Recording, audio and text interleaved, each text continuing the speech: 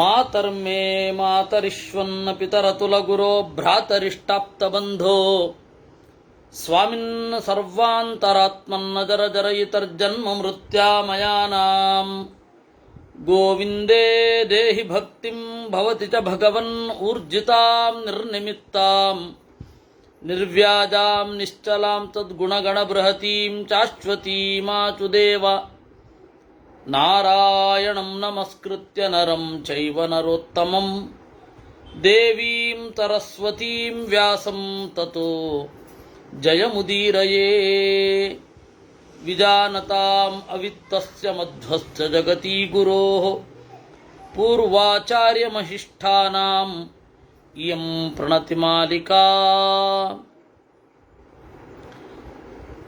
ನಾವು ಕೆಲವು ಅಧ್ಯಾಯಗಳ ಹಿಂದೆ ಹೋದರೆ ಪ್ರಶ್ನೆ ಹೀಗಿತ್ತು: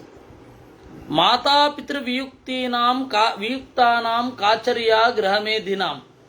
ತಂದೆ ತಾಯಿಗಳಿಲ್ಲದೆ ಹೋದಾಗ ಗೃಹಸ್ಥರ ಕರ್ತವ್ಯ ಏನಿರುತ್ತೆ? ವಿಧವಾನಾಂಚ ನಾರೀಣಾಂ. ಗಂಡನನ್ನು ಕಳೆದುಕೊಂಡ ಹೆಣ್ಣು, ಹೆಂಡತಿಯನ್ನು ಕಳೆದುಕೊಂಡ ಗಂಡ, ಅವರ ಕರ್ತವ್ಯ ಏನು? ಭವಾನೇ ತದ್ಬ್ರವೀತು ಮೇ ಅಂತ ಪ್ರಶ್ನೆ ಇತ್ತು. ಆಮೇಲೆ ಅದೇನಾಯಿತು, ರಾಜನ ಮಹತ್ವಕ್ಕೆ ಹೋಯಿತು. ರಾಜನಿಗೆ ಹಿಂಸೆ ಅಂತನ್ನೋದು ದೋಷ ಆಗೋದಿಲ್ವಾ ಅಂತ ಪ್ರಶ್ನೆ ಬಂತು. ಅದಕ್ಕೆ ಉತ್ತರ ಬಂತು, ಇಲ್ಲ ಇಲ್ಲ, ರಾಜರ ದೇಹದಲ್ಲಿ ಎಲ್ಲ ದೇವತೆಗಳ ಸನ್ನಿಧಾನ ಇರುತ್ತೆ. ಹೀಗಾಗಿ ಅವರಿಗೆ ಹಿಂಸೆ ಅಂತನ್ನೋದು ಕೂಡಲ್ಲ, ಅವ್ರಿಗೆ ಹಿಂಸೆ ಆಗೋಲ್ಲ. ಅಂದರೆ ಅವರು ಧರ್ಮವನ್ನು ಪಾಲನೆ ಮಾಡಲಿಕ್ಕಾಗಿ ದುಷ್ಟರನ್ನು ಹಿಂಸೆ ಮಾಡಿದ್ರೆ ಅವ್ರಿಗೆ ಹಿಂಸೆ ಅಂತನ್ನುವ ದೋಷ ಇಲ್ಲ ಅಂತ ಕೇಳಿದ್ದು ಪ್ರಶ್ನೆ. ವಿಧವಾನಾಂಚ ನಾರೀಣಾಂ ಕಾಚರ್ಯ ಅದು ಇನ್ನೂ ಉಳಿದಿದೆ, ಮುಂದೆ ಅದು ಕೆಲವು ಅಧ್ಯಾಯಗಳಾದ್ಮೇಲೆ ಭೇಟಿಯಾಗುತ್ತೆ. ಹಿಂಸೆಯನ್ನು ಬಿಡಬೇಕು. ರಾಜನನ್ನು ಬಿಟ್ಟು ಬೇರೆಯವರು, ಬ್ರಾಹ್ಮಣರಾಗಲಿ ವೈಶ್ಯರಾಗಲಿ ಶೂದ್ರರಾಗಲಿ ಹಿಂಸೆಯನ್ನು ಮಾಡಬಾರದು. ನಮ್ಮ ಧರ್ಮದಲ್ಲಿರೋರೆಲ್ಲ ಹಿಂಸೆ ಮಾಡಬಹುದು ಅಂತ ಲೈಸೆನ್ಸ್ ಕೊಡೋ ಧರ್ಮ ಬೇರೆ, ರಾಜರು ಮಾತ್ರ ಹಿಂಸೆ ಮಾಡಬೇಕು ಅಂತ ಹೇಳುವ ಧರ್ಮ ಬೇರೆ. ಯಾನಿ ಧರ್ಮ ರಹಸ್ಯಾನಿ ಶ್ರೋತುಮಿಚ್ಛಾಮಿ ತಾನ್ಯಹಂ. ಏನು ಧರ್ಮ? ಧರ್ಮದ ರಹಸ್ಯಗಳನ್ನು ಹೇಳು. ಇದು ನಾನು ಕೇಳಿದ್ದ ಹೌದು, ಹೇಳು. ರಹಸ್ಯಂ ಶ್ರೂಯತಾಂ ದೇವಿ ಮಾನುಷಾಣಾಂ ಸುಖಾವಹಂ. ಏನು ಮಾಡಿದ್ರೆ ಸುಖ ಆಗತ್ತೆ ಅನ್ನೋದ್ರ ಬಗ್ಗೆ ಹೇಳ್ತೇನೆ, ಕೇಳು. ಮೊದಲು ಯಾರನ್ನ ಕೂಡಬೇಕು? ನಪುಂಸಕರು, ವಿಯೋನಿ ಇತ್ಯಾದಿಗಳಲ್ಲೆಲ್ಲ ಕೂಡಬಾರದು. ಯಾಕೆಂದರೆ ಗಂಡು ಮತ್ತು ಹೆಣ್ಣು ಕೂಡುವುದರ ಉದ್ದೇಶ ಪ್ರಜಾಸೃಷ್ಟಿ ಆಗಿರಬೇಕೇ ವಿನಃ ಬೇರೆ ಅಲ್ಲ. ಆಗಲಿಲ್ಲ ಅಂದರೆ ಏನು ಮಾಡಲಿಕ್ಕಾಗಲ್ಲ, ಆದರೆ ಉದ್ದೇಶ ಅಂತೂ ಶುದ್ಧವಾಗಿ ಇರಬೇಕು. ಯತ್ರ ತತ್ರವಾ ಬೀಜಂ ಧರ್ಮಾರ್ಥೀನೋತ್ಸೃಜೇತ್ ಪುನಃ ಅಹಿಂಸಾ ಪರಮೋ ಧರ್ಮ ಹ್ಯಹಿಂಸಾ ಪರಮಂ ಸುಖಂ. ಅಹಿಂಸೆಯೇ ಪರಮ ಧರ್ಮ, ಅಹಿಂಸೆಯೇ ಪರಮ ಸುಖ. ಧರ್ಮಶಾಸ್ತ್ರದಲ್ಲೆಲ್ಲ ಅಹಿಂಸೆಯನ್ನೇ ಹೇಳಿರೋದು. ಅಹಿಂಸೆಯನ್ನು ಕೇಂದ್ರವಾಗಿಟ್ಟುಕೊಂಡು ಮುಂದುವರಿಬೇಕು. ಅದಕ್ಕೆ ಉಮೆ ಕೇಳಿದ್ಲು, ಹಾಗಿದ್ರೆ ಯಜ್ಞದಲ್ಲಿ ಪಶುಗಳನ್ನು ಬಲಿ ಕೊಡ್ತಾರೆ, ಯಾಕೆ? ಅದು ಹಿಂಸೆ ಅಲ್ವಾ? ನೀವೇನ್ರಿ ಪ್ರಶ್ನೆ ಮಾಡೋದು? ನಮಗೆ ನಾವೇ ಪ್ರಶ್ನೆ ಮಾಡ್ಕೊಂಡ್ಬಿಟ್ಟಿದ್ದೀವಿ. ಯಜ್ಞದಲ್ಲಿ ಹಿಂಸೆ ಅಂತನ್ನೋದು ಧರ್ಮವ ಅಧರ್ಮವ? ಇನ್ನು ರಾಜರು ಯುದ್ಧ ಮಾಡ್ತಾರೆ, ಯುದ್ಧದಲ್ಲಿ ಏನು ಕಡಿಮೆ ಜನರು ಸಾಯ್ತಾರ? ಸಾವಿರಾರು ಜನರು ಸಾಯ್ತಾರೆ. ಈ ತರಹ ಹಿಂಸೆ ಮಾಡಿದ ರಾಜರು ಒಳ್ಳೆ ಗತಿಗೆ ಹೋಗೋದು ಅಂದರೆ ಹೇಗೆ? ಎಲ್ಲಕ್ಕಿಂತ ಮಿಗಿಲಾಗಿ ರಂತಿದೇವನ ಒಂದು ಯಜ್ಞ, ಅದರಲ್ಲಿ ಒಂದು ದಿವಸಕ್ಕೆ 2,000 ಗೋವುಗಳ ನಾಶ ಆಗ್ತಾ ಇತ್ತು. ರಂತಿದೇವ ಸ್ವರ್ಗಕ್ಕೆ ಹೋದ ಅಂತ ಕೇಳ್ತಾರೆ. ನೀವು ನೋಡಿದ್ರೆ ಅಹಿಂಸೆಯೇ ಧರ್ಮ ಅಂತ ಹೇಳ್ತಾ ಇದ್ದೀರಾ. ರಂತಿದೇವ 2,000 ಗೋವುಗಳನ್ನು ಒಂದು ದಿವಸಕ್ಕೆ ಬಲಿ ಕೊಡ್ತಾ ಇದ್ದ. ಅಂಥದ್ದು ಅವನಿಗೆ ಹೇಗೆ ಒಳ್ಳೆಯದಾಯಿತು? ಯುದ್ಧದಲ್ಲಿ ಮಾಡಿಸುವವರಿಗೆ ಹೇಗೆ ಕೆಟ್ಟದಾಗತ್ತೆ? ಯುದ್ಧವನ್ನು ಮಾಡಿದ ರಾಜರಿಗೆ ಒಳ್ಳೆ ಗತಿ ಹೇಗಾಗತ್ತೆ? ಇದೆಲ್ಲ ಹೇಳಬೇಕು ನಮಗೆ. ಆಯಿತು ಅಂದ್ರು. ಬಹುಮಾನ್ಯಮಿದಂ ದೇವಿ ನಾಸ್ತಿ ಕಶ್ಚಿದಹಿಂಸಕಃ ಶ್ರೂಯತಾಂ ಕಾರಣಂ ಛಾತ್ರ ಯಥಾನೇಕ ವಿಧಂ ಭವೇತ್. ಅದಕ್ಕೆ ರುದ್ರದೇವರು ಹೇಳ್ತಾರೆ, ನೋಡಪ್ಪ, ಜಗತ್ತಿನಲ್ಲಿ ಹಿಂಸೆ ಮಾಡದೇ ಇರಲಿಕ್ಕೆ ಸಾಧ್ಯವೇ ಇಲ್ಲ. ಇದು ಮೊದಲು ಕನ್ಫರ್ಮ್ ಮಾಡ್ಕೊ. ಜಗತ್ತಿನಲ್ಲಿ ಹಿಂಸೆ ಮಾಡದೇ ಇರಲಿಕ್ಕೆ ಸಾಧ್ಯವೇ ಇಲ್ಲ. ಉಂಟಾ? ಸುಮ್ಮನೆ ನಡ್ಕೊಂಡು ಹೋಗಬೇಕಾದ್ರೆ ಎಷ್ಟು ಕೀಟಗಳು ನಮ್ಮ ಕಾಲಡಿಗೆ ಬಿದ್ದಿರ್ತಾವೋ ಗೊತ್ತಿಲ್ಲ. ಈ ಹಿನ್ನೆಲೆಯಿಂದ ನಾನು ಪೂರ್ತಿ ಹಿಂಸೆಯನ್ನು ತ್ಯಾಗ ಮಾಡ್ತೇನೆ ಅಂತ ಹೇಳೋದು ಸುಳ್ಳು. ವಾದಿರಾಜರು ಯುಕ್ತಿ ಮಲ್ಲಿಕೆಯಲ್ಲಿ ಒಂದು ಪಂಥ ಇದೆ, ಅವಾಗ ಮಾಡ್ತಾ ಇದ್ರು.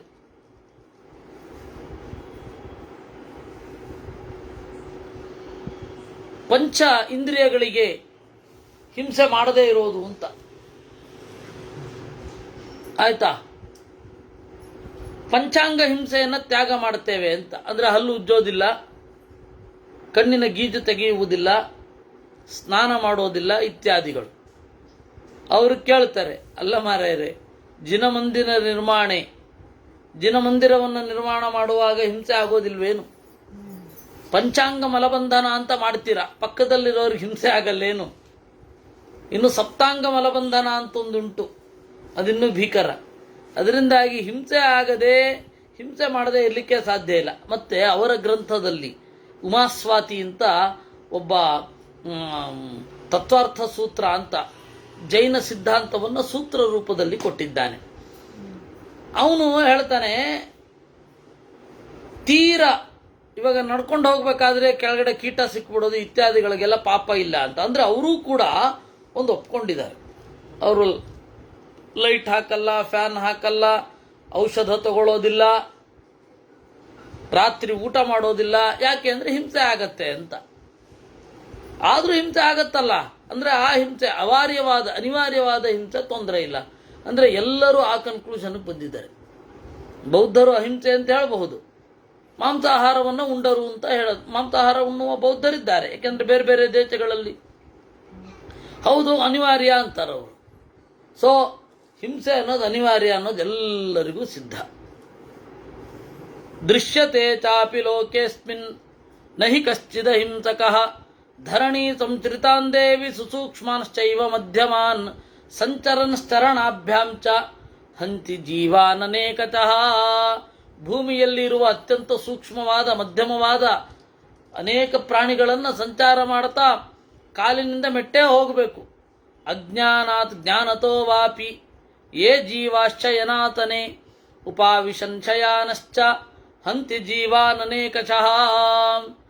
ಆದ್ದರಿಂದ ಜ್ಞಾನದಿಂದಲೋ ಅಜ್ಞಾನದಿಂದಲೋ ಎಲ್ಲ ನಾಶ ಆಗತ್ತೆ. ಆದ್ದರಿಂದ ದಂಶಾಂಶ್ಚ ಮಶಕಾನಪಿ, ನೊಣವನ್ನು, ಸೊಳ್ಳೆಯನ್ನು ಸಾಯಿಸಲಿಕ್ಕೆ ನಾವು ತಂದು ಅದೇನದು ಆಲೌಟು ಆ ಕಾಯಿಲೆ ಹಾಕ್ತೇವೆ, ಅದರಿಂದ ಸಾಯುತ್ತೆ. ನೊಣಗಳು ಬರಬಾರದು ಅಂತ ಹೇಳಿ ಏನೇನೋ ಮಾಡಿಸ್ತೇವೆ, ಅವುಗಳಿಗೆ ಹಿಂಸೆ ಆಗೋದಿಲ್ವೇನು? ಜಲೇ ಜೀವಾಸ್ತಥಾಕಾಶೆ ಪೃಥಿವಿ ಜೀವಮಾಲಿನಿ. ನೀರಿನಲ್ಲಿರುವ ಜೀವಗಳು, ಆಕಾಶದಲ್ಲಿ ಭೂಮಿಯಲ್ಲಿರತಕ್ಕಂತಹ ಜೀವಗಳು ಎಲ್ಲ ಹತ್ತಿರವೇ ಇರ್ತವೆ. ನಮಗೆ ಗೊತ್ತಾಗಲ್ಲ ಅಂತ ನಾವು ಅಹಿಂಸೆ ಅಂತ ಹೇಳಬೇಕೇ ವಿನಃ ಅಹಿಂಸೆ ಅನ್ಲಿಕ್ಕೆ ಸಾಧ್ಯವೇ ಇಲ್ಲ. ಗಾಂಧಿಯವರಿಗೂ ಯಾರೋ ಪ್ರಶ್ನೆ ಕೇಳಿದ್ರು, ಯಂತ್ರಗಳನ್ನು ಕಳಚೋಣ ಬನ್ನಿ ಅಂತ ನೀವು ಹೇಳ್ತೀರಾ, get out your self from machine ಅಂತ ಅವ್ರದ್ದೊಂದು ಲೇಖನವೇ ಇದೆ. ಗಾಂಧಿಯವರದ್ದು ಲೇಖನವೇ ಇದೆ, ಯಂತ್ರಗಳನ್ನು ಕಳಚೋಣ ಬನ್ನಿ. Get out your self from your machines ಅಂತ. ಅದಕ್ಕೆ ಯಾರೋ ಒಬ್ರು ಕೇಳಿದ್ರಂತೆ, ಕೈಕಾಲುಗಳು ಯಂತ್ರನೇ ಅಲ್ವಾ ಅಂತ. ಸಲಕರಣೆಗಳೇ ಅದು ಕೂಡ, ಅದನ್ನು ಬಳಸಬಾರದು. ಅಲ್ಲ, ಅನಿವಾರ್ಯವಾದದ್ದು ಅಂತ ಉತ್ತರ ಬಂತು. ಅದೇ ಇಲ್ಲೂ ಕೂಡ. ಇನ್ನು ಸ್ಥೂಲ ಮಧ್ಯಮ ಸೂಕ್ಷ್ಮೈಶ್ಚ ಸ್ವೇದವಾರಿ ಮಹೀರುಹೈಹಿ, ಬೆವರು, ನೀರು,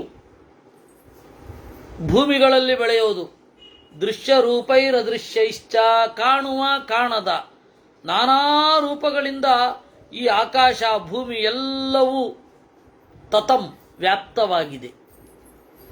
ಅದರಲ್ಲಿಯೂ ಅಭಿಮಾನ ಇರದ ಜೀವರಿದ್ದಾರೆ, ಅಭಿಮಾನ ಇರುವ ಜೀವರಿದ್ದಾರೆ. ಎರಡೂ ಇದೆ. ಯಾಕೆಂದರೆ ಅಭಿಮಾನ ಇರುವ ಜೀವರು ಇದ್ದಾರೆ, ಅಭಿಮಾನ ಇರದ ಜೀವರು ಇದ್ದಾರೆ. ನೋಡಿ, ಮಧ್ವಾಚಾರ್ಯರೇನು ಹೇಳ್ತಾರೆ, ಪರಮಾಣು ಪ್ರದೇಶೇಪಿ ಅನಂತ ಜೀವರಾಶಯ ಅಂತ. ಅದು ಮಹಾಭಾರತ ಸಮ್ಮತ. ಪರಮಾಣು ಪ್ರದೇಶದಲ್ಲಿಯೂ ಅನಂತ ಜೀವರಾಶಿಗಳಿದ್ದಾವೆ ಅಂತ. ಅದು ಇಲ್ಲಿ ಒಂದು ರೀತಿಯಿಂದ ಪ್ರತಿಪಾದ್ಯ. ಅನ್ಯೋನ್ಯಂ ತೇಜ ಹಿಂಸಂತಿ ದುರ್ಬಲಾನ್ ಬಲವತ್ತರಾ. ಸರಿ, ಹಿಂಸೆ ನಡೆಯುತ್ತೆ. ಯಾರಿಂದ ಯಾರಿಗೆ ಹಿಂಸೆ ಆಗುತ್ತೆ? ಹಿಂಸೆ ಅನಿವಾರ್ಯ ಅಂತ ಆಯ್ತು. ಯಾರಿಂದ ಯಾರಿಗೆ ಹಿಂಸೆ ಆಗುತ್ತೆ?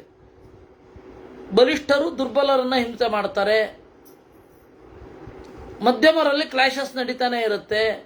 ನಾವು ನಗರವನ್ನ ಬೆಳೆಸಿ ಕಾಡನ್ನ ಮುರಿತೇವೆ, ಕಾಡಿನ ಪ್ರಾಣಿಗಳು ಬರ್ತವೆ, ಮತ್ತು ಆ ಕಾಡಿನ ಪ್ರಾಣಿಗಳನ್ನ ಹೊಡಿತೇವೆ. ನಮಗೆ ಬಲ ಇದೆ, ಅವುಗಳಿಗಿಲ್ಲ ಅಷ್ಟೇ. ಅವುಗಳಿಗಿರೋ ಬಲದ ಮುಂದೆ ನಾವು ಸಿಕ್ಕಿದ್ರೆ ನಾವು ಉಳಿಯಲ್ಲ. ಪ್ರಜ್ಞೆ ಅನ್ನೋ ಬಲ ಇವನಿಗಿದೆ ಅಷ್ಟೆ. ಮತ್ಸ್ಯಾನ್ ಗ್ರಸಂತೀಹ ಖಗಾಶ್ಚೈವ ಖಗಾನ್ಸ್ತಥಾ. ಹಿರಿಮೀನುಗಳು ಕಿರಿಮೀನುಗಳನ್ನು ತಿನ್ನುತ್ತವೆ, ಹಿರಿ ಹಕ್ಕಿಗಳು ಕಿರಿ ಹಕ್ಕಿಗಳನ್ನು ತಿನ್ನುತ್ತವೆ. ಕಪೋತ ಮೊದಲಾದ ಅಂದರೆ ಪಾರಿವಾಳ ಮೊದಲಾದ ಹಕ್ಕಿಗಳು ಸರೀಸೃಪಗಳಿಂದ ಬದುಕ್ತವೆ.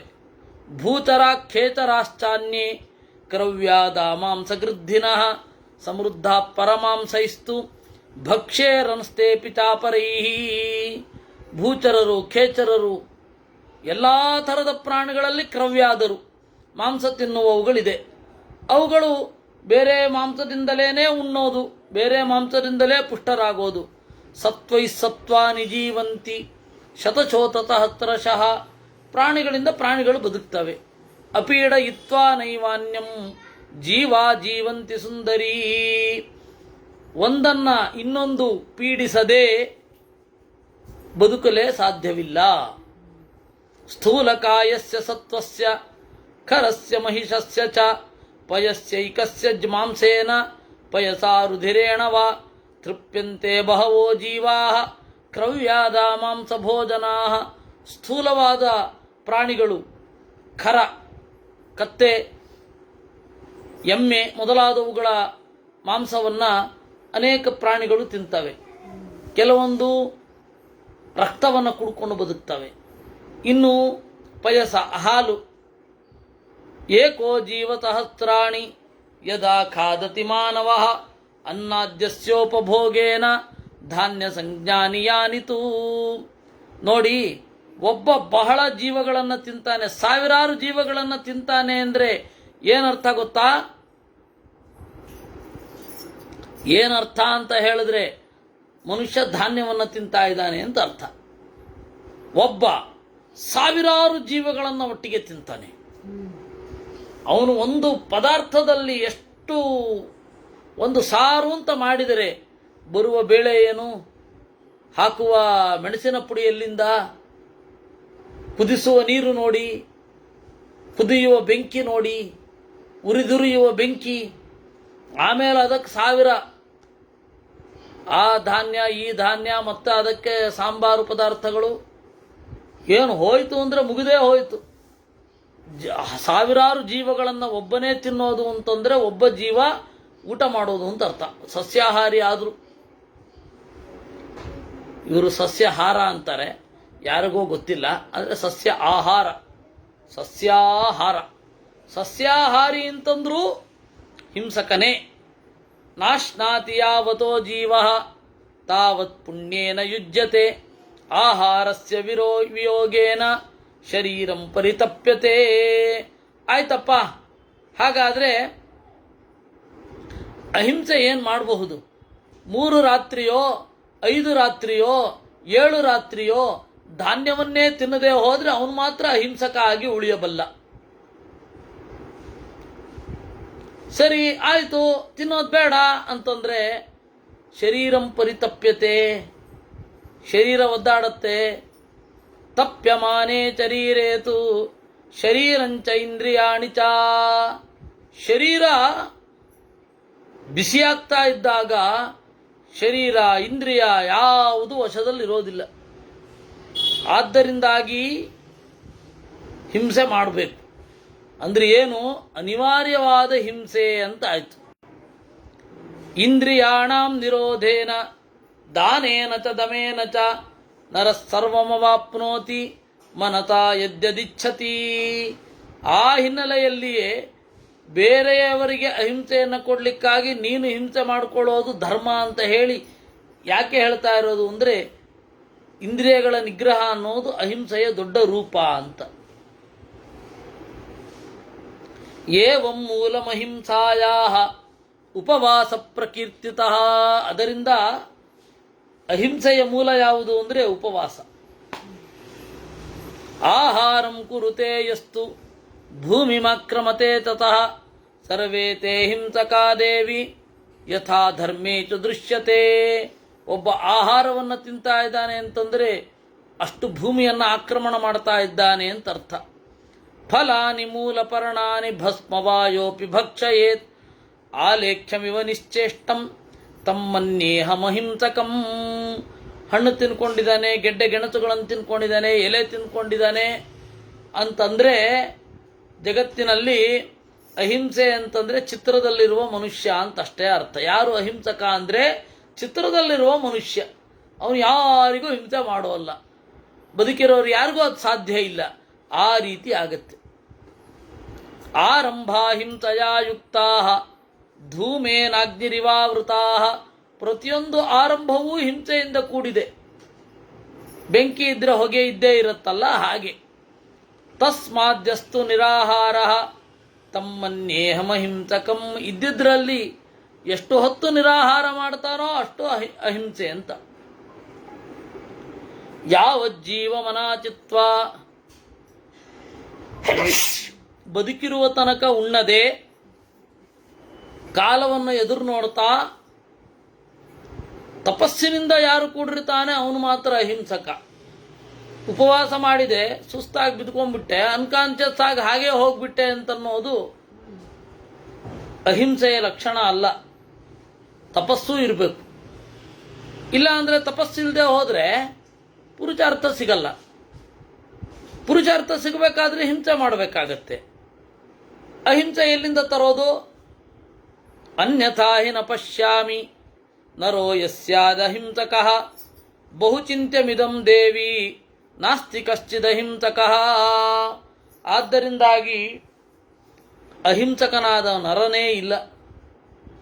ಯೋಚನೆ ಮಾಡಬೇಕು, ಯಾರೂ ಅಹಿಂಸಕನಿಲ್ಲ. ವಾಸ್ತವಿಕವಾಗಿ ಮಧುಮಾಂಸಗಳಿಂದ ಹಿಂದೆ ಸರಿದ್ರೆ ಹಿಂಸೆ ಕಡಿಮೆ ಆಗತ್ತಷ್ಟೆ. ಹಿಂಸೆ ಇಲ್ಲ ಆಗಲ್ಲ. ಹಿಂಸೆ ಆದಷ್ಟು ಕಡಿಮೆ. ಯಾಕಂದ್ರೆ ಮಾಂಸ ಅನ್ನೋದು ನೇರ. ಪ್ರಾಣಿ ಗಿಡಗಳಿಗೆ ಅದರ ಆಯುಷ್ಯವೇ ಅಷ್ಟು. ಔಷಧಿ ಅಂತಂದರೆ ಒಂದು ಸರ್ತಿ ಫಲ ಬಂದಮೇಲೆ ಮುಗೀತದ್ರ ಆಯುಷ್ಯ. ಇನ್ನು ಮತ್ತೆ ಬರಲ್ಲ, ಮತ್ತೆ ಬೇರೆನೇ ಹುಟ್ಟು ಹಾಕಬೇಕು. ಔಷಧಿಯನ್ನು ತಿಂದರೆ ಏನು ತೊಂದರೆ ಇಲ್ಲ. ಅದೇ ಮಾಂಸವನ್ನು ತಿಂದರೆ ಬಹಳ ಹಿಂಸೆ. ಔಷಧಿಯನ್ನು ತಿಂದರೆ ಕಡಿಮೆ ಹಿಂಸೆ ಅಂತ ಅಷ್ಟೇ ವಿನಃ ಹಿಂಸೆನೇ ಇಲ್ಲ ಅಂತ ಅಲ್ಲಿಯೂ ಅರ್ಥ ಇಲ್ಲ. ಮನತಾ ವಿನಿವೃತ್ತಾನಾಂ ಧರ್ಮಸ್ಯ ನಿಚಯೋ ಮಹಾನ್. ಆದ್ದರಿಂದ ಮನಸ್ಸಿನಲ್ಲಿ ಆದಷ್ಟು ಕಡಿಮೆ ಹಿಂಸೆ ಮಾಡ್ತೇನೆ ಅಂತ ಹೇಳಿ ಇದ್ರೆ ಅವನಿಗೆ ಆ ಫಲ ಉಂಟು. ನಿಗೃಹೀತೆ ಭವೇತ್ ಸ್ವರ್ಗ ವಿಸೃಷ್ಟೇ ನರಕೋ ಧ್ರುವ. ಇಂದ್ರಿಯಗಳನ್ನು ಹರಿಯಬಿಟ್ಟರೆ ನರಕ, ಇಂದ್ರಿಯಗಳನ್ನು ನಿಗ್ರಹ ಮಾಡಿದ್ರೆ ಸ್ವರ್ಗ. ಘಾತಕ ಶಸ್ತ್ರ ಮುದ್ಯಮ್ಯ ಮನತಾ ಚಿಂತೆಯೇದ್ಯದಿ ಆಯುಕ್ಷಯಂ ಗತೇನ್ಯೇಚಾಂ ಮೃತೇತು ಪ್ರಹರಾಮ್ಯಹಂ ಇತಿ ಯೋ ಘಾತಕೋ ಹನ್ಯಾತ್ ನ ಸ ಪಾಪೇನ ಲಿಪ್ಯತೆ. ಆದರೆ ಮಾಂಸವನ್ನು ಉಣ್ಣುವಾಗಲೂ ಕೂಡ ಅಹಿಂಸಕನಾಗಿರಲಿಕ್ಕೆ ಒಂದು ಚಾನ್ಸ್ ಇದೆ. ನಮ್ಮ ಮನಸ್ಸು ಹೀಗಾಗಬೇಕು. ಆಯುಕ್ಷಯಂ ಗತೆ, ಯಾರಿಗೆ ಆಯುಕ್ಷಯ ಆಗಿದೆ, ಆ ಆಯುಕ್ಷಯವಾಗಿ ನಾಶ ಆಗಿರುವ ಪ್ರಾಣಿಯನ್ನು ಮಾತ್ರ ನಾನು ಕೊಲ್ತೇನೆ, ಅಂದರೆ ಹೊಡಿತಾ ಇದ್ದೇನೆ ಅಂತ ಅಂದುಕೊಳ್ಬೇಕು. ಘಾತಕ ಅವನು ಪಾಪಲಿಪ್ತನಾಗುವಲ್ಲ. ಅದಕ್ಕೆ ನೇಣು ಹಾಕಬೇಕಾದ್ರೆ ನೇಣು ಹಾಕುವವ ನೇಣು ಹಾಕಿಸಿಕೊಳ್ಳುವವನ ಕಿವಿಯಲ್ಲಿ ಇದೇ ಮಂತ್ರವನ್ನು ಹೇಳೋದು. ಇದೇ ಮಂತ್ರ ಅಂದರೆ ಇದೇ ಹೇಳೋದು. ಏನು?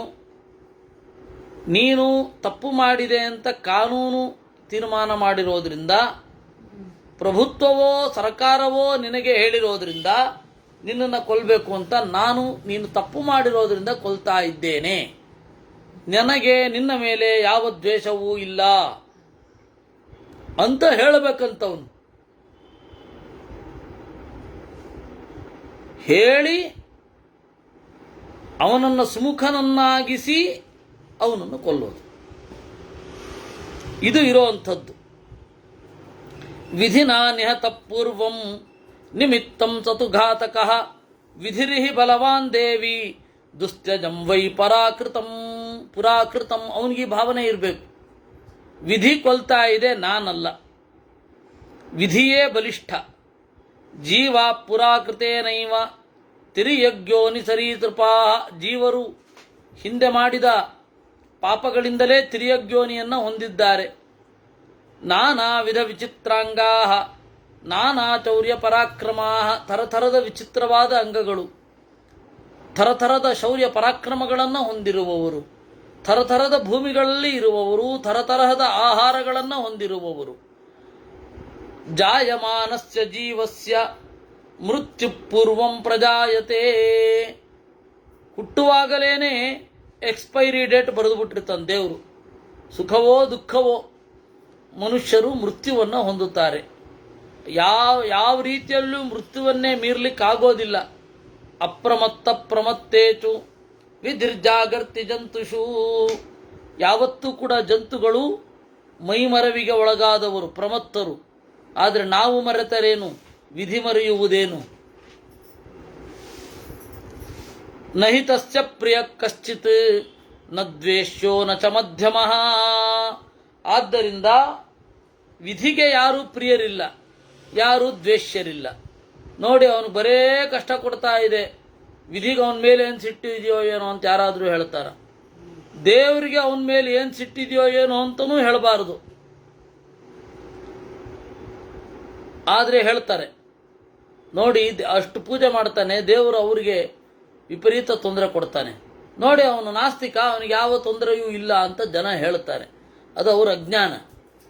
ದೇವರಿಗಾಗಲಿ ಯಾರಿಗಾಗಲಿ ಯಾರ ಮೇಲೂ ದ್ವೇಷ ಇರಲ್ಲ. ಅವರು ಮಾಡಿದ ಕರ್ಮಕ್ಕೆ ಫಲ.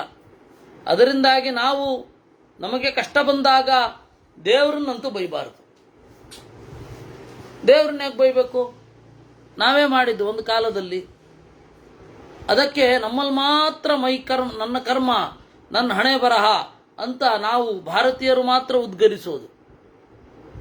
ಮೈ ಫೇಟ್ ಇತ್ಯಾದಿಗಳಿಂದ, ನಮ್ಮ ಇನ್ಫ್ಲೂಯೆನ್ಸಿಂದ ಯಾರ್ಯಾರೋ ಹಾಗೆ ಉದ್ಗರಿಸ್ಬೋದು, ಆದರೆ ಯಾರೂ ಹಾಗೆ ಉದ್ಗಾರ ಮಾಡಲ್ಲ. ಸಹಜವಾಗಿ ಅಂದರೆ ಅವರ ಧರ್ಮಗ್ರಂಥಗಳಿಂದ ಈ ಉದ್ಗಾರ ಇಲ್ಲ. ನೀವೆಲ್ಲ ಪಾಪ ಮಾಡ್ರಿ, ನಿಮ್ಗಾಗಿ ನಾನು ಸಾಯ್ತೀನಿ ಅಂತ ಹೇಳಿ ಒಬ್ಬ ಪಾಪ ಮಾಡ್ಲಿಕ್ಕೆ ಲೈಸೆನ್ಸ್ ಕೊಟ್ರೆ ಏನು ಸಾಯೋದು?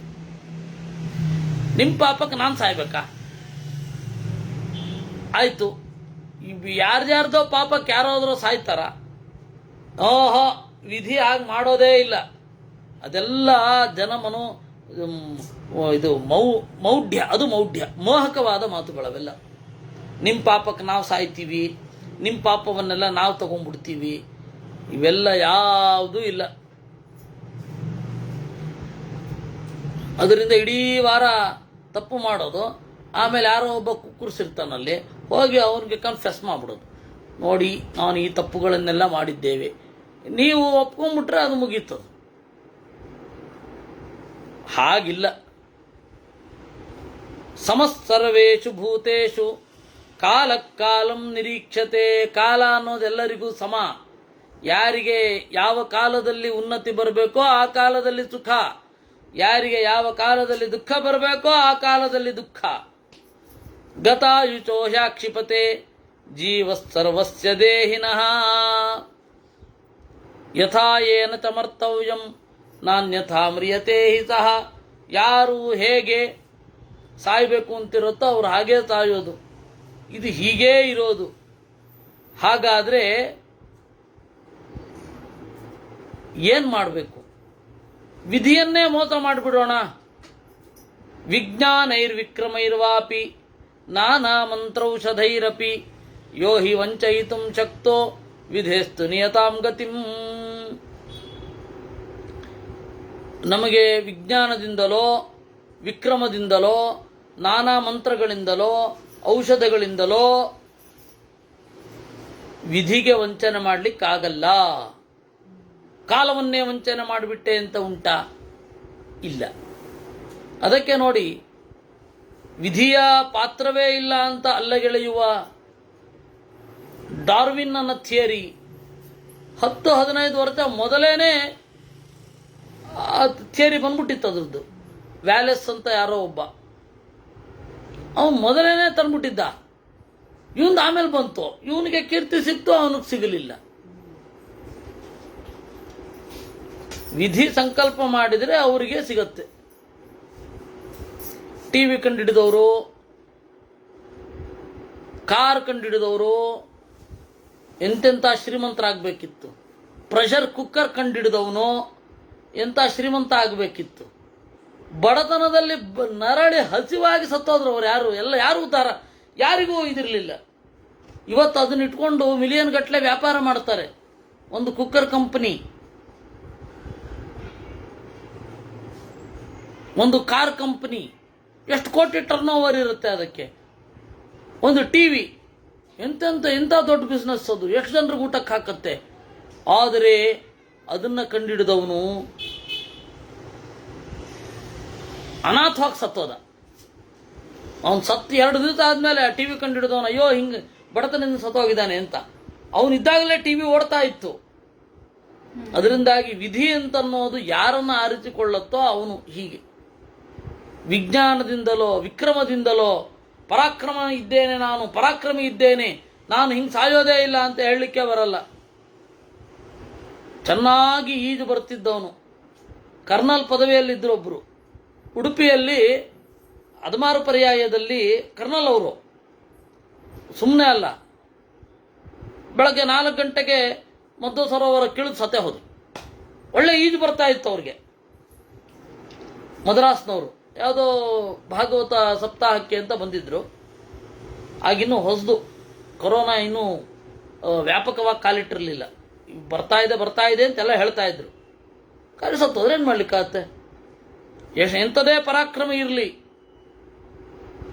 ಡ್ರೈವರು ಅತ್ಯುತ್ತಮ ಡ್ರೈವರು, ಜೀವಮಾನದಲ್ಲಿ ಒಮ್ಮೆನೂ ಕೂಡ ಅಪಘಾತ ಮಾಡಿಲ್ಲ ಅಂತ ಹೇಳಿ ಪ್ರಶಸ್ತಿ ಪಡೆದು ಬರ್ತಾ ಇರೋನು ಅಪಘಾತಕ್ಕೊಳಗಾಗಿ ಸತ್ತೋಗಿದ್ದಿದೆ. ರೋಡ್ ಆಕ್ಸಿಡೆಂಟಲ್ಲಿ ಸತ್ತವನಿದ್ದಾನೆ. ಅದರಿಂದಾಗಿ ವಿಜ್ಞಾನದಿಂದ ವಿಕ್ರಮದಿಂದ ಮಂತ್ರಗಳಿಂದ ಔಷಧಗಳಿಂದ ಯಾರೂ ವಿಧಿಯನ್ನು ಮೋಸ ಮಾಡಲಿಕ್ಕೆ ಸಾಧ್ಯ ಇಲ್ಲ. ಅದನ್ನು ಅನುಭವಿಸ್ಬೇಕಷ್ಟೆ. ಆದ್ದರಿಂದ ಹಿಂಸೆ ಅನ್ನೋದೇನಿದೆ, ಹಿಂಸೆ ಅನಿವಾರ್ಯ. ದೊಡ್ಡ ಹಿಂಸೆ ಮಾಡಬಾರದು ಅಂತ. ದೇವರಿಗೆ ಹಿಂಸೆ ಮಾಡಿದ್ರೂ ಅವನಿಗೇನು ಲೇಪ ಆಗಲ್ಲ. ರಾಜನಿಗೆ ಹಿಂಸೆ ಮಾಡಿದ್ರೂ ಸರಿಯಾದವ್ರಿಗೆ ಮಾಡಿದನ ಅನ್ನೋದು ಮುಖ್ಯ ಅಷ್ಟೆ. ಆದ್ದರಿಂದ ನೀನು ಕೇಳಿದೆಯಲ್ಲ, ಕೇವಲ ಹಿಂಸೆ ಅಂತನ್ನೋದು ದುರ್ಗತಿಯನ್ನು ಕೊಡೋಲ್ಲ. ತಪ್ಪಾದವರಲ್ಲಿ ಹಿಂಸೆ ಮಾಡಬಾರದು ಅಂತ ಅಷ್ಟೆ. ಜಗತ್ತೆಲ್ಲ ನಡೀತಾನೆ ಇರುತ್ತೆ ಅದರ ಹಾಗೆ. ಇವಾಗ ನಾವು ದೇವರಿಗೆ ಸಮರ್ಪಣೆ ಮಾಡದೆ ಹೋದರೆ ಕರ್ಮವನ್ನು, ಮುಖ್ಯ ಪ್ರಾಣ ಸಮರ್ಪಣೆ ಮಾಡದೆ ಬಿಡ್ತಾನ? ತಿಳ್ಕೊಂಡ್ರೆ ನಮ್ಗೆ ಒಳ್ಳೇದು ಅಂತ ಅಷ್ಟೆ. ಇದು ಇರೋವಂಥದ್ದು. ಆದ್ದರಿಂದ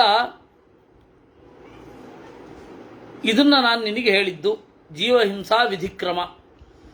ಹೀಗೆ 119ನೇ ಅಧ್ಯಾಯ. ಶ್ರೂಯತಾಂ ಕಾರಣಂ ದೇವಿ. ಅದಕ್ಕೆ ಕಥೆನೇ ಹೇಳಲಿಕ್ಕೆ ಶುರು ಮಾಡ್ತಾನೆ. ಮಹಾದೇವ 120ನೇ ಅಧ್ಯಾಯ. ವಿಧಿಸ್ತರ್ವೇಷು ಭೂತೇಷು ಮರ್ತವ್ಯೇ ಸಮುಪಸ್ಥಿತೇ. ಆಯುಕ್ಷಯ ಆದಾಗ ಕೀಟ ಪತಂಗ ಸ್ಥೂಲ ಸೂಕ್ಷ್ಮ ಮಧ್ಯಮ ಯಾವುದೇ ಆಗಲಿ ಆಯುಕ್ಷಯ ಬಂದಾಗ ಹೋಗಿ ಪ್ರಜ್ವಲತ್ಸು ಪ್ರದೀಪೇಶು ಸ್ವಯಮೇವ ಪತಂತಿತೇ. ಉರಿದುರಿಯುವ ದೀಪದಲ್ಲಿ ಬಿದ್ದು ಆತ್ಮಹತ್ಯೆ ಮಾಡ್ಕೊಂಡ್ಬಿಡ್ತವೆ. ಬಹೂನಾಂ ಮೃಗಯೂಥಾನಾಂ ನಾನಾವನ ನಿಚೇವಿಣಾಂ ಯಸ್ತು ಕಾಲಂ ಗತಸ್ತೇಚಾಂ ಸ ವೈ ಪಾಶೇನ ಬದ್ಧತೆ. ಬಹಳ ಮೃಗಗಳಿರ್ತಾವೆ, ಎಲ್ಲ ಬಲೆಗೆ ಬೀಳಬೇಕು, ಬೀಳೋಲ್ಲ. ಜಿಂಕೆಯ ಹಿಂಡು ಮೇಯ್ತಾ ಇರುತ್ತೆ, ಸಿಂಹಗಳು ಹೊಂಚು ಹಾಕ್ತವೆ, ಎಲ್ಲ ಸಾಯಬೇಕು, ಸಾಯಲ್ಲ. ಬಹೂನಾಂ ಸೂನಾರ್ಥಂ ದೇವಿ ಬದ್ಧಾನಾಂ ಕ್ಷೀಣಾಯುರ್ಯೋ ನಿಬದ್ಧತೆ ಅವಶೋಘಾತಕಸ್ಯಾಥ ಹಸ್ತಂ ತದಹರೇತಿ ಸಹ.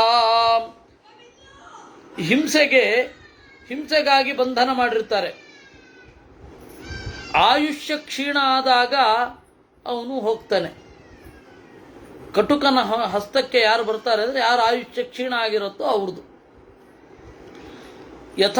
ಅದರಲ್ಲಿ ಅಭಿಮಾನದಿಂದಲೇ ತೊಂದರೆ. ಯಥಾ ವಾರಿಚರಾಮೀನಾ ಬಹವಂಬುಜ ಜಾತಯ ಜಾಲಂ ಸಮಧಿರೋಹಂತಿ ಸ್ವಯಮೇವ ವಿಧೇರ್ವಶಾತ್. ನೀರಿನಲ್ಲಿ ಓಡಾಡುವ ಮೀನಿಗೆ ಒಂದೇ ಒಂದು ಕ್ಷಣದ ಬುದ್ಧಿಮೋಹ, ಇದು ತಿನ್ನೋಣ ಅಂತ ಗಾಳಕ್ಕೆ ಸಿಕ್ಕಿಸಿರುವ ಇದಕ್ಕೆ ಕೈ ಹಾಕತ್ತೆ, ಬಾಯಿ ಹಾಕತ್ತೆ, ಸತ್ತೋಗ್ತವೆ. ಶಲ್ಯಕಸ್ಯ ಚ ಜಿಹ್ವಾಗ್ರಂ ಸ್ವಯಮಾರುಚ್ಯ ಶೋಭನೆ. ಯಾರಾದರೂ ಅಡ್ವರ್ಟೈಸ್ಮೆಂಟ್ ಮಾಡಿರ್ತಾರ, ಬನ್ನಿ ಬನ್ನಿ ಬನ್ನಿ ಬನ್ನಿ ಅಂತ, ಇದೇ ಹೋಗತ್ತೆ, ಸೀದಾ ಹೋಗಿ ಬೀಳತ್ತೆ. ಇದೇ ರೀತಿ ಅಡ್ವರ್ಟೈಸ್ಮೆಂಟು ಕೂಡ. ಬಲೆ ಬೀಸುವವ, ಬನ್ನಿ ಬನ್ನಿ ಇದನ್ನು ತಗೊಳ್ಳಿ, ನಿಮ್ಮ ಜೀವನ ಸುಖಮಯವಾಗತ್ತೆ ಅಂತ ನಾವು. ಕೃಷತಾಂ ಕರ್ಷಕಾಣಾಂಚ ನಾಸ್ತಿ ಬುದ್ಧಿರ್ವಿಹಂಸನೆ ಅಥೈಷಾಂ ಲಾಂಗಲಾಗ್ರಾದ್ಯೈ ಹನ್ಯಂತೆ ಜಂತವೋಕ್ಷಯಾ. ಚೆನ್ನಾಗಿ ಉಳುವವನಿಗೆ ಹಿಂಸೆ ಮಾಡಬೇಕು ಅಂತಿಲ್ಲ, ಆದರೆ ಅವನ ನೇಗಿಲ ತುದಿಗೆ ಎಷ್ಟು ಪ್ರಾಣಿಗಳು ಸಿಗ್ತವೆ.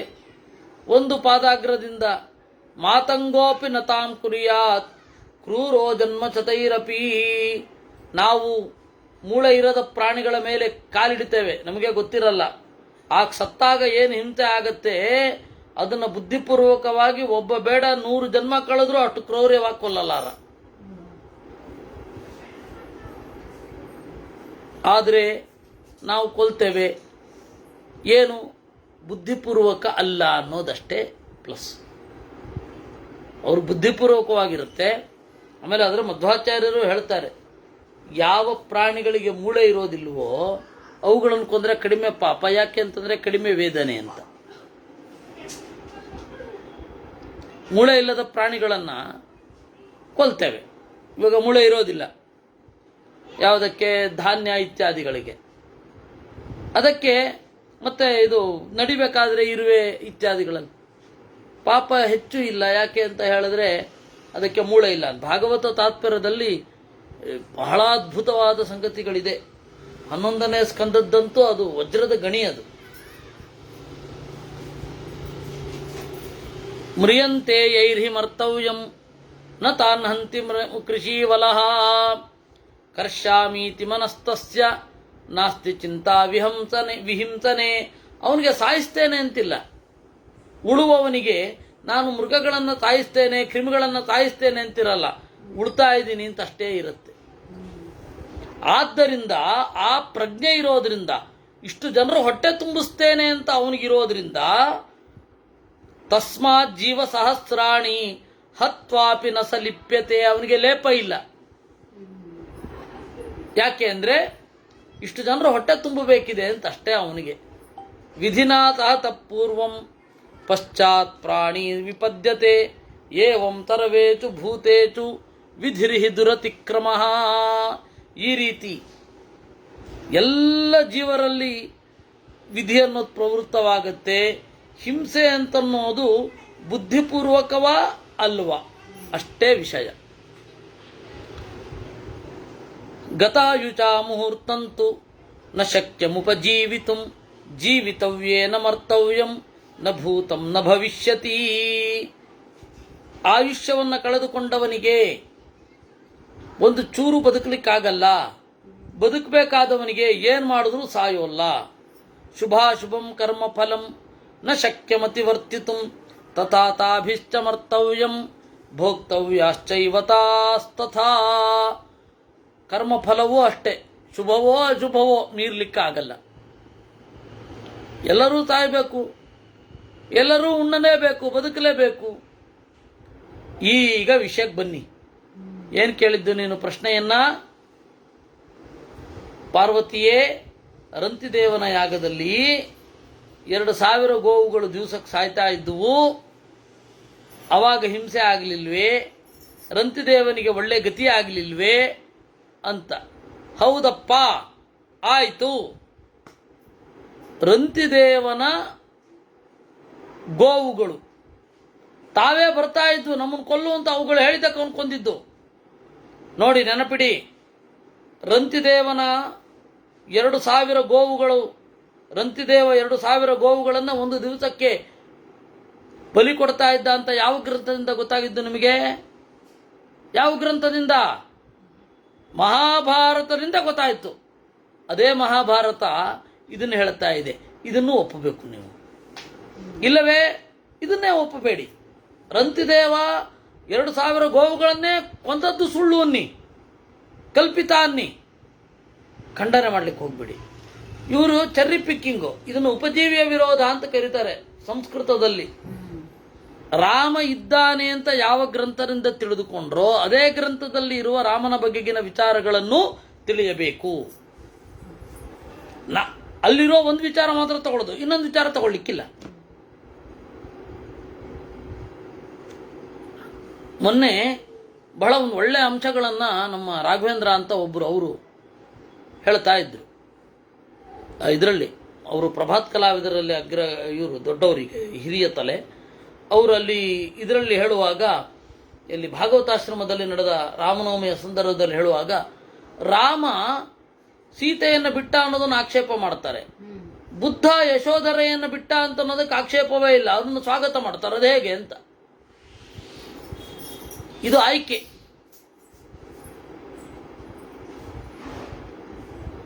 ಇದು ಸಮಸ್ಯೆ.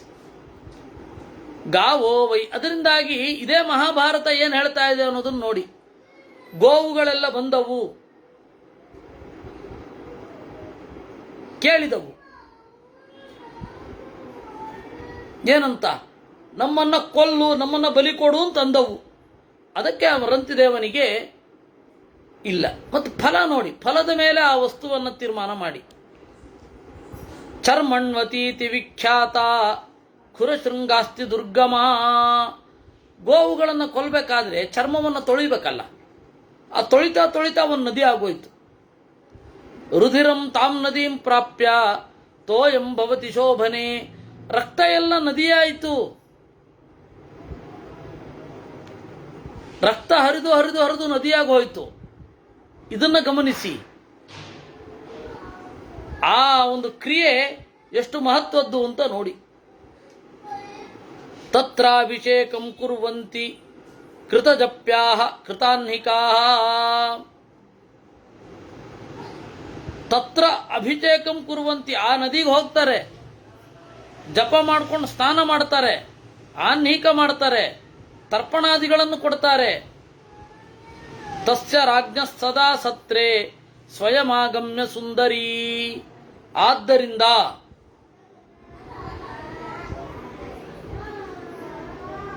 ಕ್ರಿಯೆ ಏನಾಯಿತು ಅನ್ನೋದಕ್ಕಿಂತ ಫಲಿತಾಂಶ ಏನಾಯಿತು ಅನ್ನೋದ್ಮೇಲೆ ಕ್ರಿಯೆ ಏನು ಅನ್ನೋದನ್ನ ನೋಡಿ.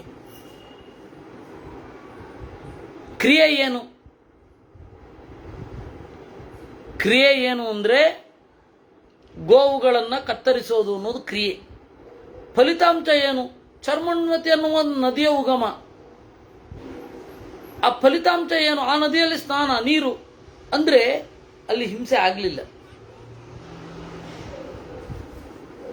ಅವಾಗ ಬ್ರಾಹ್ಮಣರು ಊಟ ಮಾಡ್ತಾ ಇದ್ರು ಮಾಂಸವನ್ನ. ಹಾಗಂತ ಈಗ ಊಟ ಮಾಡೋ ಅಗತ್ಯ ಇಲ್ಲ. ಅವಾಗ ಊಟ ಮಾಡ್ತಾ ಇದ್ರು, ಈಗ ಊಟ ಮಾಡಿ ಅಂದ್ರೆ ಏನು ನ್ಯಾಯ? ಸಮಾಂಸಂ ಚ ಸದಾ ಹ್ಯನ್ನಂ ಶತಶೋಥತಃ ಭುಂಜಾನಾನಾಂ ದ್ವಿಜಾತೀನಾಂ ಅಸ್ತಮೇತಿ ದಿವಾಕರ. ಸಾವಿರಾರು ಜನ ಊಟ ಮಾಡ್ತಾ ಇದ್ರಂತೆ. ಎರಡು ಎಕ್ಸ್ಟ್ರೀಮು. ಇಲ್ಲ ಅವಾಗಲೂ ಊಟ ಮಾಡ್ತಾ ಇರಲಿಲ್ಲ ಅಂತ ಸಾಂಪ್ರದಾಯಿಕರು. ಇಲ್ಲ, ಆಗ ಊಟ ಮಾಡ್ತಾ ಇದ್ರು, ಈಗ ಊಟ ಮಾಡಲಿಕ್ಕೆ ಏನು ತೊಂದರೆ ಅಂತ ಅರ್ವಾಚೀನರು. ಇಬ್ರಿಗೂ ತಲೆ ಕೆಟ್ಟಿದೆ. ಒಂದು ಕಾಲದಲ್ಲಿ ಒಂದು ಘಟನೆ ನಡೆಯುತ್ತೆ, ಅದಕ್ಕನುಗುಣವಾದ ಪರಿಷ್ಕಾರ ಇರುತ್ತೆ, ಸಾಮಾಜಿಕವಾದ ಪರಿವೇಶ ಇರುತ್ತೆ. ಅದರ ಅರ್ಥ ಎಲ್ಲ ಟೈಮಲ್ಲೂ ಹಾಗೇ ಇರಬೇಕು ಅಂತಿಲ್ಲ.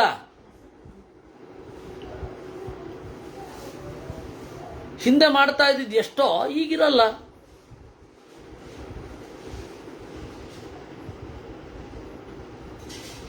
ಗೋವುಗಳು ಯಾಕೆ ಕೊಲ್ಲಿಸಿಕೊಂಡವು ಅಂತ ಪ್ರಶ್ನೆ ಮಾಡಿದರೆ ಅದಕ್ಕೆ ಉತ್ತರ ವನಪರ್ವದಲ್ಲಿದೆ. ಅದನ್ನ ಆ ವನಪರ್ವದ ಹೇಳಿದ್ದು ಪ್ರಾಯ ರೆಕಾರ್ಡ್ ಆಗಿಲ್ವಾ, ಆಗಿದೆಯಾ ಗೊತ್ತಿಲ್ಲ. ಹಾಗೆ ವನಪರ್ವದಿಂದ ಆಗಿದೆ ರೆಕಾರ್ಡಿಂಗ್. ಹೇಗಿದ್ರು ನಾನು ಮತ್ತಿನ್ನೊಮ್ಮೆ ಮಾಡಬೇಕು ಅಂತ ಇದ್ದೀನಿ. ಆದರೆ ನೀವು ಇಲ್ಲಿ ಪ್ರಶ್ನೆ ಕೇಳ್ತಾ ಇದ್ದೀರಾ, ಸಂಕ್ಷಿಪ್ತವಾಗಿ ಹೇಳ್ತೇನೆ. ಗೋವುಗಳು ಒಂದು ಕಾಲದಲ್ಲಿ ನಾವು ಯಜ್ಞಾದಿಗಳಿಗೆ ಸಪೋರ್ಟ್ ಮಾಡಲ್ಲ ಅಂತ ಅವೇ ಅಂದುಕೊಂಡು ಅವಧ್ಯವಾಗಿದ್ವು. ಅವುಗಳು ಸಾಯಲಿಲ್ಲ, ಯಾಗ ಯಜ್ಞಾದಿಗಳಿಗೂ ಅವುಗಳು ಸಪೋರ್ಟ್ ಮಾಡಲಿಲ್ಲ. ಅದರಿಂದಾಗಿ ನಿಮ್ಮ ಜನ್ಮ ಸಾರ್ಥಕವಾಗೋದಿಲ್ಲ ಅಂತ ಬ್ರಹ್ಮದೇವರು ಹೇಳಿದ್ರು ಅವರಿಗೆ. ಅದಕ್ಕೆ ಏನನ್ನಿಸಿತು, ಇಲ್ಲ ನಾವು ಯಜ್ಞಾದಿಗಳಿಗೆ ಸಪೋರ್ಟ್ ಮಾಡಬೇಕು ಅಂತ ಅನ್ನಿಸಿತು. ಅವತ್ತಿನ ಕಾಲದ ಜನಸಂಖ್ಯೆಗೆ ಅನುಗುಣವಾಗಿ ಅದರ 10 ಪಟ್ಟರಷ್ಟೋ 20 ಪಟ್ಟರಷ್ಟೋ ಗೋವುಗಳಿದ್ವು. ಅದಕ್ಕೆ ಇದಂ ಪ್ರಥಮ ಇದಂ ಚರಮ ಆಗಿರುವ ಗೋಮೇಧದಲ್ಲಿ ನೀವು ಭಾಗವಹಿಸಿದರೆ ನಿಮಗೆ ಸದ್ಗತಿ ಅಂತ ಬ್ರಹ್ಮದೇವರು ಹೇಳಿದರು. ಅದರಿಂದಾಗಿ ಅದನ್ನು ಮಾಡಲಿಕ್ಕೆ ಯೋಗ್ಯನಾದ ರಾಜ ಯಾರು ಅಂತ ಹುಡುಕ್ತಾ ರಂತಿದೇವನ ಬಳಿ ಬಂದು ಅವುಗಳು ನಿವೇದಿಸಿಕೊಂಡವು. ಮಾಡು, ನಮ್ಮನ್ನು ಕೊಲ್ಲೋದ್ರಿಂದ ನಿನಗೆ ಪಾಪ ಬರೋಲ್ಲ, ಮತ್ತೆ ಇಷ್ಟು ಆದಮೇಲೆ ನಿನಗೆ ಸೂಚನೆ ಬರುತ್ತೆ ದೇವತೆಗಳಿಂದ, ಇನ್ನು ಮುಂದೆ ಗೋವುಗಳನ್ನು ಕೊಲ್ಲಲಿಕ್ಕಿಲ್ಲ, ಗೋಮೇಧ ಮಾಡಬಾರದು ಅಂತ ಸೂಚನೆ ಬರುತ್ತೆ. ಆ ಸೂಚನೆ ಬಂದಾಗ ನಿಲ್ಲಿಸಿಬಿಡು. ಆಮೇಲೆ ಮುಂದಿನ ಗೋವುಗಳು ಯಾಗಯಜ್ಞಾದಿಗಳಿಗೆ ಉಪಕಾರಕವಾಗ್ತಾ ಧರ್ಮ ಸಾಧನವಾಗಿ ಒಳ್ಳೆ ಗತಿಯನ್ನು ಹೊಂದುತ್ತವೆ. ಇಷ್ಟು ಕ್ಲಾರಿಟಿ ಇದೆ. ಆದರೆ ಸುನೀತ ಕುಮಾರ ಚಟ್ಟೋಪಾಧ್ಯಾಯ, ಮೈಕುಲ ಮಧುಸೂದನ ದತ್ತ, ಆಮೇಲೆ ದೇವಿ ಪ್ರಸಾದ ಚಟ್ಟೋಪಾಧ್ಯಾಯ, ಆಮೇಲೆ ಶಂಕರಪ್ಪ ತೋರಣಗಲ್ಲು, ಆಮೇಲೆ ಇನ್ನು ರಾಮಕೃಷ್ಣ ಅಂತ, ಜಿ ರಾಮಕೃಷ್ಣ ಅಂತ, ಅವರೆಲ್ಲ ಇವ್ರಿಗೆಲ್ಲ ಸ್ವಲ್ಪ ಸಂಸ್ಕೃತ ಬಂದು ಲೆಫ್ಟಿಸ್ಟ್ ಆದವರು. ಇವರೆಲ್ಲರೂ ಕೂಡ ಈ ಒಂದು ಭಾಗವನ್ನ ಹೈಲೈಟ್ ಮಾಡಿ, ಅದರಿಂದಾಗಿ ಇವ್ರಿಗೊಂದು ಸ್ವಂತ ಸಿದ್ಧಾಂತವೇ ಇಲ್ಲ, ಯಾವಾಗ ಅಂದರೆ ಹೇಗೆ ಬೇಕಂದ್ರೆ ನಂಗೆ ತಿರುಗ್ತಾರೆ ಅಂತ. ಕಾಲದ ನಡೆ ಅನ್ನೋದನ್ನು ನೋಡ್ಬೇಕಲ್ವಾ, ಆಕ್ಷೇಪ ಮಾತ್ರ ಮಾಡಲಿಕ್ಕಿದೆ ಎಲ್ಲ. ಯಾಕೆ ನಾನು ಹೇಳಿದ್ದು ಅಂತಂದರೆ, ಹೀಗೆ ಪ್ರಶ್ನೆಗಳು ಬರ್ತವೆ. ಅದಕ್ಕೆ ಪಾಪ ಭಾರತದ ಮೇಲೆ ಪ್ರೀತಿ ಇರುತ್ತೆ, ವಾಸ್ತವ ಗೊತ್ತಿರೋದಿಲ್ಲ. ಈ ಸೂತ್ರಗಳು ಗೊತ್ತಿರೋದೇನೆ ಹೇಗೆಗೋ ಉತ್ತರ ಕೊಡ್ತಾರೆ, ಅದರಲ್ಲಿ ಅವರು ಸೋಲ್ತಾರೆ. ಇದು ಈ ಪರಿಸ್ಥಿತಿ ಆಗ್ತಾ ಇರೋದು. ಸ್ವಯಮಾಗಮ್ಯ ಸುಂದರಿ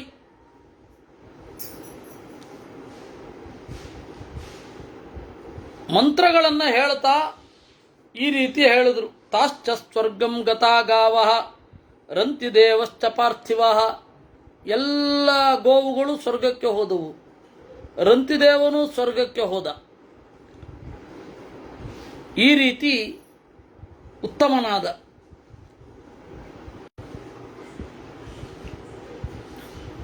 ಹಾಗೆ ಅವರಿಗೆ ಭೋಗಾನಾಂ ಸಂವಿಭಾಗೇನ, ಅದಕ್ಕೆ ಕೇವಲ ಅಹಿಂಸೆಯಿಂದ ಮುಕ್ತಿ, ಕೇವಲ ಅಹಿಂಸೆಯಿಂದ ಸುಖ ಅಂತ ಎಲ್ಲಿಯೂ ಹೇಳಲಿಲ್ಲ. ಯಾವ ಶಾಸ್ತ್ರವೂ ಅದನ್ನು ಹೇಳಲ್ಲ. ಕೇವಲ ಅಹಿಂಸೆಯಿಂದ ಸುಖ ಅಂತ ಒಂದು ಶಾಸ್ತ್ರ ಹೇಳ್ಬಿಡ್ಲಿ ನೋಡೋಣ. ಇವರೆಲ್ಲ ಸುಮ್ಮನೆ ಇಲ್ಲಿ ಕೂತು ಫೇಸ್ಬುಕ್ಕಿನಲ್ಲಿ ಕುಟ್ಟಬೇಕಷ್ಟೇ. ಒಬ್ಬ ಹೇಳಿ, ಯಾವ ಮೂಲ ಗ್ರಂಥಗಳಲ್ಲಿಯೂ ಇಲ್ಲ, ಯಾವುದೇ ಧರ್ಮದ ಮೂಲ ಗ್ರಂಥಗಳಲ್ಲಿ ಕೇವಲ ಹಿಂಸೆ ಮಾಡಿಕೊಂಡಿರು ನಿನಗೆ ಸ್ವರ್ಗ ಸಿಗತ್ತೆ ಅಂತ ಹೇಳಿದ್ರೆ ಹುಟ್ಟಿದ ಮಕ್ಕಳನ್ನ ಕೊಂದು ಬಿಡ್ಬೇಕಷ್ಟೆ. ಯಾಕೆ ಅಂತಂದ್ರೆ ಹಿಂಸೆನೇ ಮಾಡೋ ಪ್ರಸಕ್ತಿ ಇರಲ್ಲ, ಸ್ವರ್ಗ ಕೊಟ್ಟೋಗ್ಬೇಕು. ಈ ಹಿಂಸೆನೇ ಇಲ್ಲಿ ಮಾಡಿಲ್ವಲ್ಲ, ಅದು ಮಗು ಹುಟ್ಟಿದೆ ಅಷ್ಟೇ. ಹಿಂಸೆಯ ಬ್ಯಾಲೆನ್ಸ್ ಓಪನ್ ಆಗಿಲ್ಲ, ಬ್ಯಾಂಕ್ ಬ್ಯಾಲೆನ್ಸ್ ಇಲ್ಲ ಹಿಂಸೆದು, ಅದಕ್ಕೆ ಮುಕ್ತಿ ಆಗ್ಬಿಡ್ಬೇಕು. ಉಂಟ ಹಾಗೆ? ಆದ್ದರಿಂದ ಹಿಂಸೆಯನ್ನ ಧರ್ಮಕಾಮಾರ್ಥಗಳ ಹಿನ್ನೆಲೆಯಲ್ಲಿಯೇ ನೋಡಬೇಕು, ಬೇರೆ ಅಲ್ಲ. ಅದಕ್ಕೆ ಸಭಾಪರ್ವದಲ್ಲಿ ಕೃಷ್ಣ ದುರ್ಯೋಧನನಿಗೆ ಜರಾಸಂಧನ ಹತ್ರ ವಾದ ಮಾಡುವಾಗ ಹಿಂಸೆಯ ನೆಲೆ ಎಲ್ಲಿದೆ ಅಂದರೆ ಧರ್ಮಕಾಮಾರ್ಥಗಳಲ್ಲಿದೆ. ಮನುಷ್ಯನನ್ನ ಹಿಂಸೆ ಮಾಡಿದ್ರೆ ಜಾಸ್ತಿ, ಯಾಕೆಂದ್ರೆ ಯಾವುದೇ ಸಂದರ್ಭದಲ್ಲಿ ಧರ್ಮಕಾಮಾರ್ಥ ಮೋಕ್ಷಗಳ ಕಡೆಗೆ ಅವನು ತೆರೆದುಕೊಳ್ಳಬಲ್ಲ. ಅದಕ್ಕೆ ಅವನಿಗೆ ಹಿಂಸೆ ಮಾಡಬಾರದು.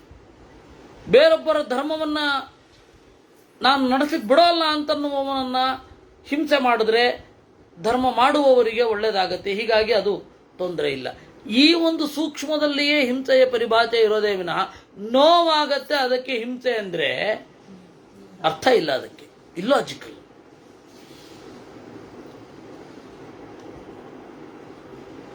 ಇದೇ ಯುದ್ಧಕ್ಕೂ ಅಪ್ಲೈ ಆಗುತ್ತೆ. ಈ ತರಹದ ಅಹಿಂಸೆಯ ಚಿಂತನೆಯನ್ನ ನಾವು ನಾಳೆ ನೋಡೋಣ ಅಂತ ಹೇಳ್ತಾ ಇವತ್ತಿನ ಚಿಂತನೆಯನ್ನ ದೇವರಲ್ಲಿ ಅರ್ಪಣೆ ಮಾಡ್ತೇನೆ. ಕೃಷ್ಣಾರ್ಪಣಮಸ್ತು.